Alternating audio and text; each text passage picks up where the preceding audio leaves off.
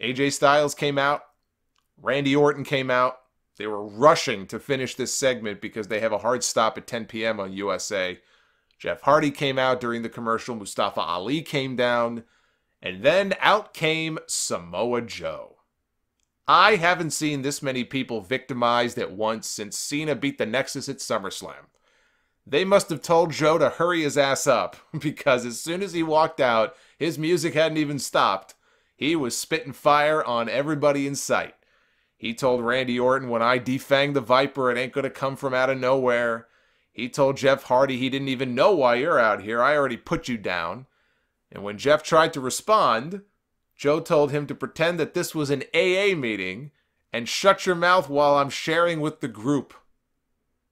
He so thoroughly destroyed Jeff with that one line. Randy Orton literally crouched down, he buried his face, and he put his hands on his head. Like a kid in school during a bomb drill in the 60s. He could not bear to look at the devastation. He called Mustafa a boy among men.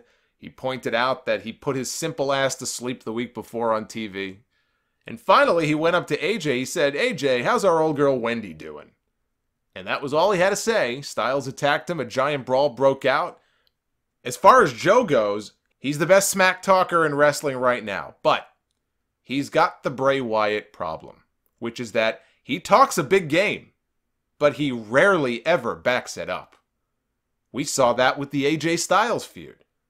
He never did win the championship. He came close, but he fell short.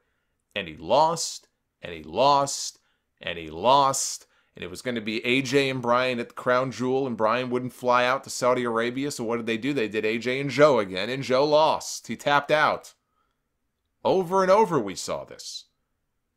Now, I've made fun of Bray Wyatt before for the exact same thing. Now, I think Joe could overcome it because he's so popular, but he's got to start winning. You know, maybe they're gun shy because of his injury history. He's had a few injuries, a few freak injuries. Maybe that's why they're ever, they're kind of gun shy to ever really pull the trigger on him. I don't know. But at some point, he needs to start winning. Or else all of this shit talking is just a bunch of empty threats.